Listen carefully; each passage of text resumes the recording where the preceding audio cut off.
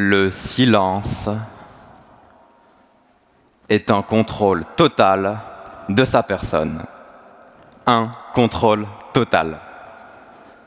Il est, mon Dieu, si facile de céder à la tentation de la parole perpétuelle, la tentation de la parole continue qui finit par tout dévoiler de nous au mépris de la fiabilité. Car c'est du bon sens qui, je crois, ne sera pas contesté ce soir. Quelqu'un qui parle trop n'est pas fiable. Quelqu'un qui parle trop n'est pas fiable. Dans le commerce, le silence est primordial. C'est le silence sur la composition exacte de la viande de kebab qui permet à la communauté turque de régner sans partage sur la restauration rapide.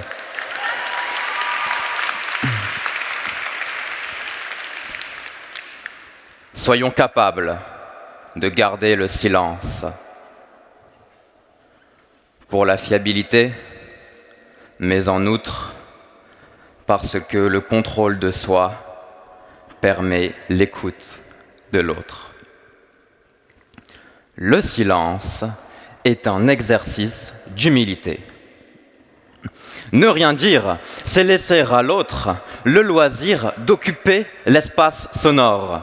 Garder le silence, c'est ne pas s'empresser d'exhiber son interprétation des choses, mais prendre le temps de s'intéresser à celle de l'autre. Garder le silence, c'est un exercice d'humilité. Garder le silence, c'est offrir quelque chose. Et à ce titre, l'écoute de l'autre permet de libérer la parole. Écartons tout de suite une idée reçue. Le silence ne s'oppose pas à la parole. Bien au contraire, la parole se nourrit du silence. Jamais, toi qui défends la position contraire, permets-moi de te le demander, que seraient nos discours sans l'écoute qu'on nous offre? Pas grand-chose.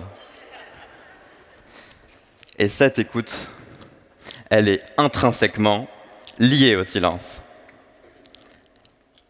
Cela, on peut le prouver simplement par un test grandeur nature. Nous sommes ce soir 500 dans ce lieu unique. Sur les 500 personnes que nous sommes, imaginez que 499 gardent le silence et qu'une seule personne prenne la parole. Vous visualisez? C'est assez simple, c'est ce qui se passe en ce moment. Mais vous visualisez. Que se passe-t-il? Il y a un message, une écoute, la communication est établie. Maintenant, inversons la situation. Je garde le silence et les 499 personnes que vous êtes, vous prenez tous la parole en même temps. Alors clairement, on ne va pas le faire, on n'est plus sur la canebière, il faut se tenir. Mais vous visualisez. Que se passe-t-il? Vous avez tous la parole en même temps, mais lorsqu'il y a plus de paroles que de silence, on ne comprend rien. La parole porte des individus et des idées, mais c'est le silence qui soutient l'ensemble. La parole et le silence sont les rouages d'une même mécanique dans laquelle les rôles s'inversent et ainsi de suite, et c'est la naissance de la discussion. Et cette discussion, elle est absolument essentielle. Elle est indispensable dans notre société.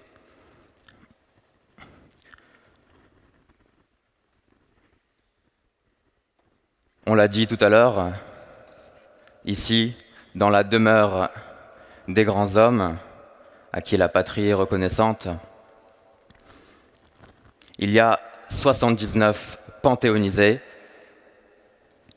Sur ces 79 panthéonisés, il y a 5 femmes.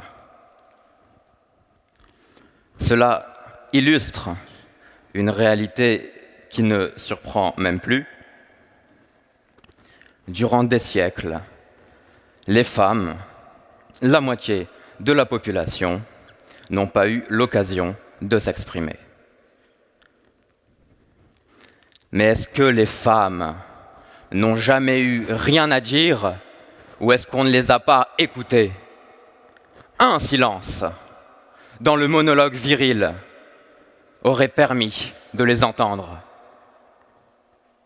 À travers le monde, ceux qui souffrent dans l'indifférence générale, est-ce qu'ils ne hurlent pas assez fort ou est-ce qu'on ne les écoute pas? Un silence dans le flot d'informations stériles qui nous submergent suffirait à les entendre.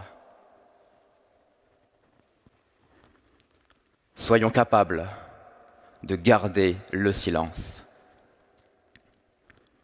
car c'est un instant pour ressentir. Et dans ce lieu,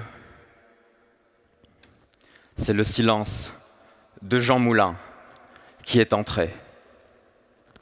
C'est le silence de Brossolette. C'est la présence de ceux qui n'ont rien dit pour les autres. Et voilà que nous y sommes tous, dans le silence du Panthéon. Ce silence,